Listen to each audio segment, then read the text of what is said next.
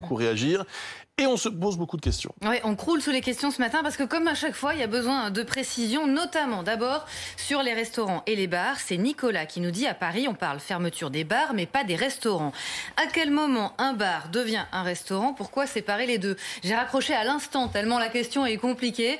Je vous cache pas que la fédération des restaurateurs de l'hôtellerie et de la restauration est très remontée parce qu'il n'y a pas en fait vraiment de différence. Un bar qui sert à manger devient une brasserie. Si on est... Le principe c'est une personne à table de toute façon depuis qu'il y a le protocole sanitaire. Les bars, vous me direz, avaient un comptoir à zinc, mais aujourd'hui ils ne peuvent plus servir debout. Tout le monde doit être assis. Le protocole est le même partout pour tous les établissements. Quand vous circulez entre les tables, vous portez un masque. Le personnel est masqué. Assis, on peut retirer son masque. Donc c'est compliqué de répondre. Il va certainement y avoir des évolutions. Et en fait, ce qu'on attend, comme à chaque fois, c'est l'arrêté préfectoral qui va préciser les choses à chaque fois. On rappelle, ce sont les zones rouges, les zones en alerte renforcée comme Paris, Lille, Toulouse, Bordeaux, Lyon ou encore Saint-Étienne qui donc vont fermer à partir de lundi les bars à 22 h. Autre question de Sébastien. Pour une précision cette fois, parce que c'est important, je viens de citer des villes, c'est ce qu'a fait le ministre de la Santé hier aussi. Est-ce que les départements entiers sont concernés? On demande Sébastien. Non, a priori, ce sont les agglomérations, mais là encore, les restaurateurs trouvent que c'est assez flou et ce sont les préfectures qui vont, par arrêté, encore une fois, préciser tout ça pour que ce soit bien clair pour tout le monde. Idem pour les zones écarlates. On parle de Aix-Marseille, la métropole Aix-Marseille, mais pas de l'ensemble du département des Bouches-du-Rhône. Exactement, parce qu'évidemment, il faut vérifier la situation sanitaire n'est pas la même. Vous en avez parlé tout à l'heure avec les scientifiques, avec Margot. La situation évidemment pas la même entre une agglomération où la densité de population est beaucoup plus forte. Donc dans les Bouches-du-Rhône, vérifiez si votre commune fait partie de la métropole ou si elle est en dehors. On a aussi des questions à présent de Joël qui dit on peut toujours bouger justement d'une zone écarlate à une autre moins touchée. Qu'advient-il dans ce cas-là des parcs d'attractions et des eaux? On a aussi Hello, un peu le même genre de questions, qui nous dit qu'en est-il des restrictions pour les parcs d'attractions comme Disneyland, Astérix ou encore Center Parcs? Pour l'instant, rien ne change. Là encore, un protocole sanitaire strict avait été mis en place, avec notamment des jauges revues à la baisse. Il y a moins de spectateurs qu'avant. Très stricte désinfection, masque obligatoire. Le parc Astérix, notamment, nous confirme. Pour l'instant, rien ne bouge dans ces parcs qui restent, évidemment, ouverts au public.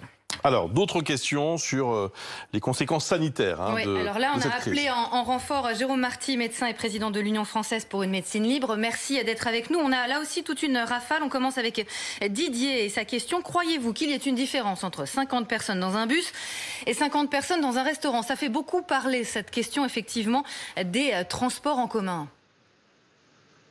On sait que ça a été, par exemple, le principal pourvoyeur du développement de l'épidémie à New York. Et c'est pour cela que les masques ont été rendus obligatoires dans les transports en commun, parce que le propre des transports en commun, c'est que vous êtes serrés les uns contre les autres, que la distanciation physique ne peut pas être respectée et qu'il s'agit bien souvent de lieux clos, puisque très difficiles à aérer. Donc ce qu'il faut, c'est porter tous des masques pour qu'il n'y ait pas d'excrétion virale, ou en tout cas qu'elle soit en beaucoup moins grande concentration, et que donc on respire beaucoup moins de concentration virale, puisqu'on rappelle que le masque ne vous évite pas de respirer, évidemment, de la concentration virale. Par contre, il est là pour protéger les autres et pour éviter que vous en excrétiez, ce qui fait comprendre que si tout le monde le porte, évidemment, la concentration est moins grande. Alors, est-ce qu'il y a plus de risques dans le métro que dans un restaurant? Dans le métro, tout le monde porte des masques. On n'est pas très longtemps dans le métro, à part aux heures de pointe où on peut y rester quand on a vraiment beaucoup de stations à traverser.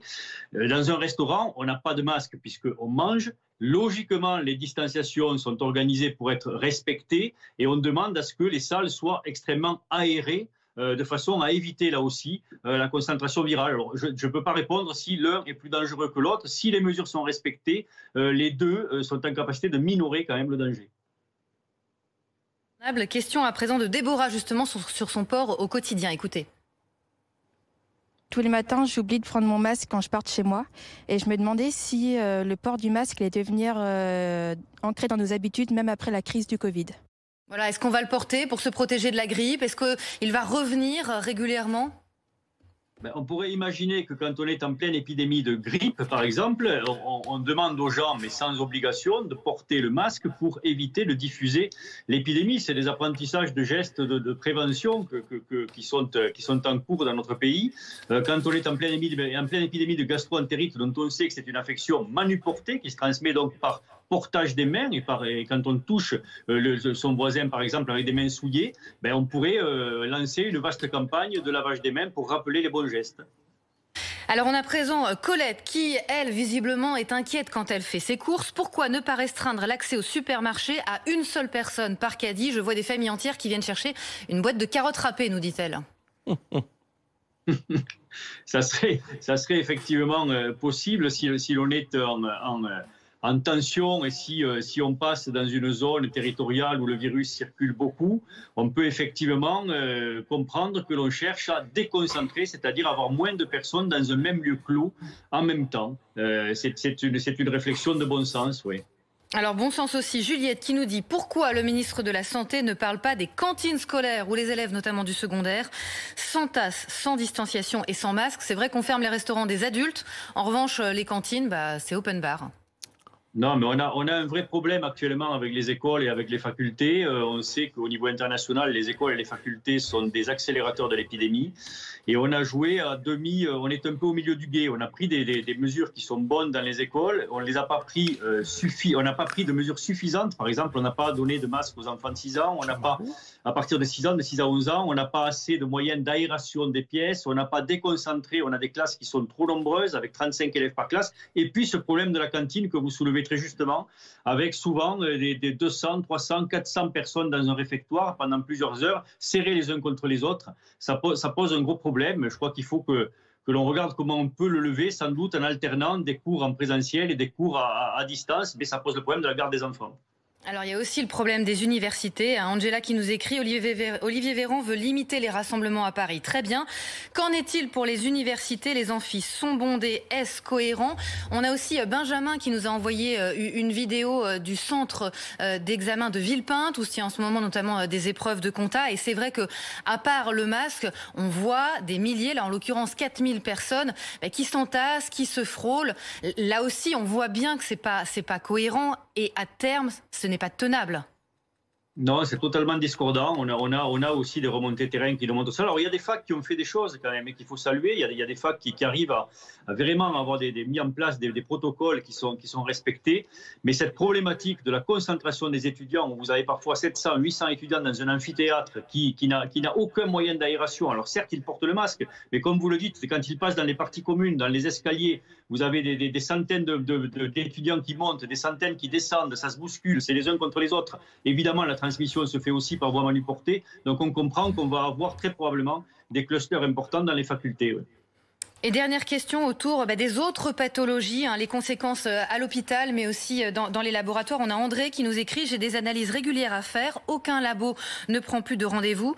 Est-ce que je n'ai plus qu'à attendre que mon foie parte en lambeaux ?» On a aussi le mari d'une femme enceinte qui nous dit « Elle tient à peine debout et on doit attendre 5 heures dans une file où s'entassent les Covid positifs ou négatifs, on ne sait plus. » Et on sait qu'à l'hôpital, il y a aussi toutes ces opérations qui peuvent être un peu en stand-by à cause du Covid.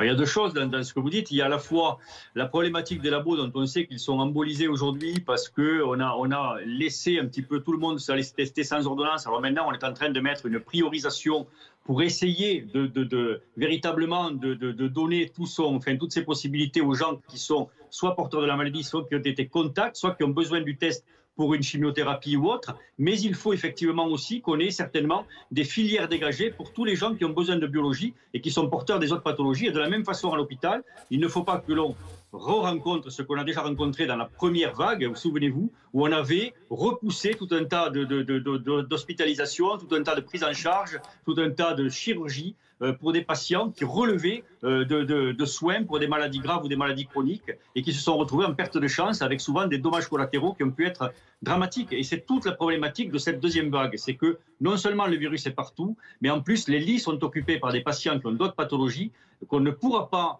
éloigner parce que sinon il y aurait une vraie perte de chance. Et c'est pour cela qu'il faut vraiment renforcer les mesures barrières pour éviter que ça diffuse.